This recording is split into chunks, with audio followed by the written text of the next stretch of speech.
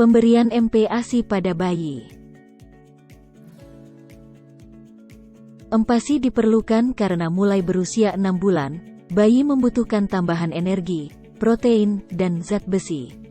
Dan hal itu tidak bisa diperoleh hanya dengan mengkonsumsi ASI.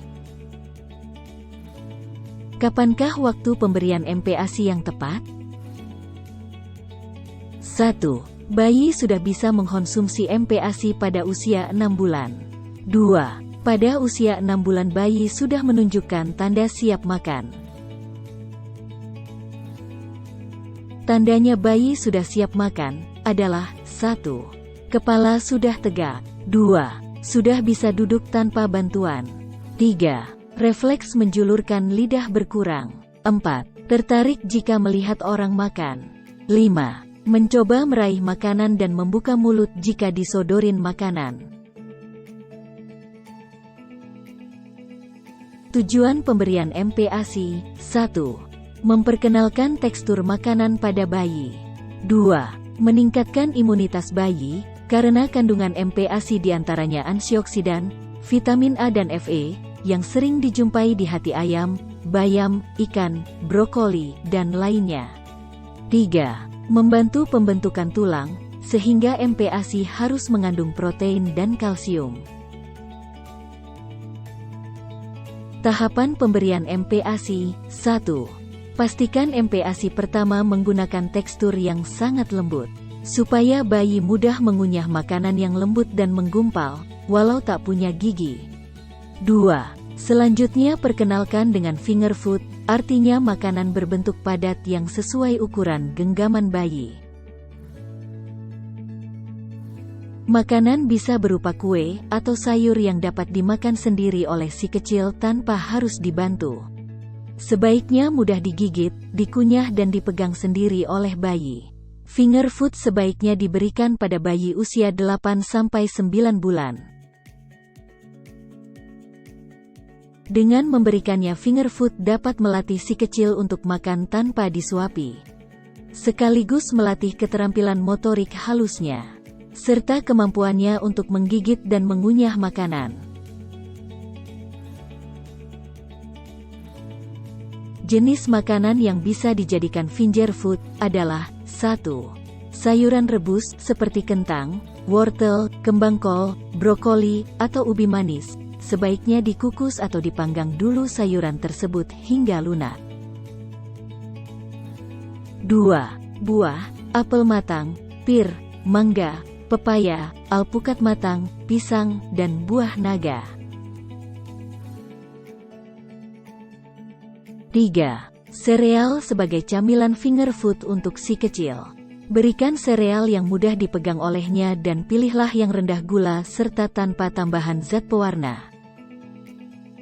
4. Telur adalah makanan yang kaya akan protein, kolin, vitamin B2, B12, dan folat yang baik untuk perkembangan bayi. 5. Keju mengandung kalsium yang baik untuk mendukung pertumbuhan tulang bayi. 6. Daging merupakan sumber zat besi yang baik untuk pertumbuhan.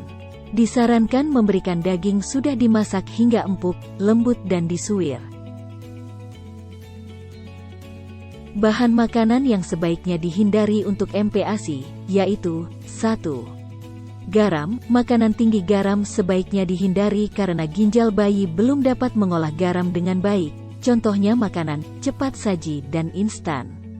2. Madu mengandung sejenis bakteri Clostridium botulinum yang bisa menyebabkan keracunan usus bayi.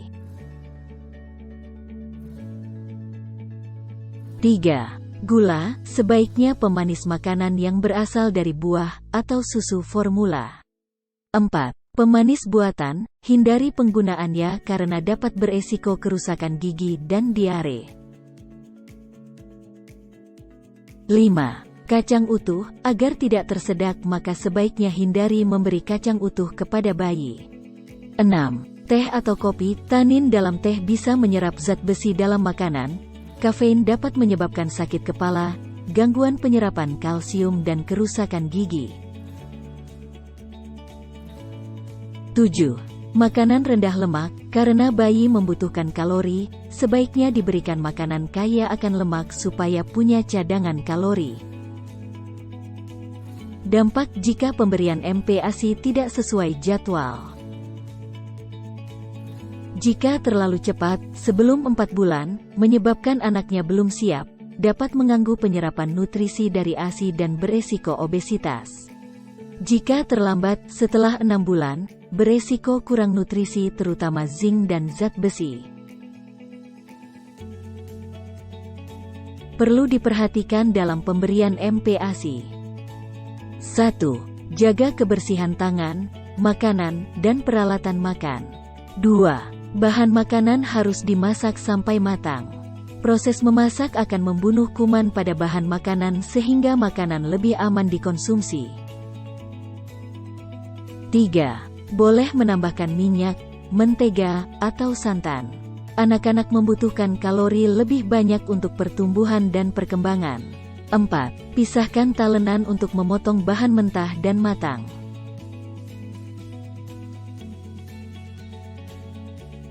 Nah demikian Sobat Pintar, informasi seputar makanan pendamping air susu ibu.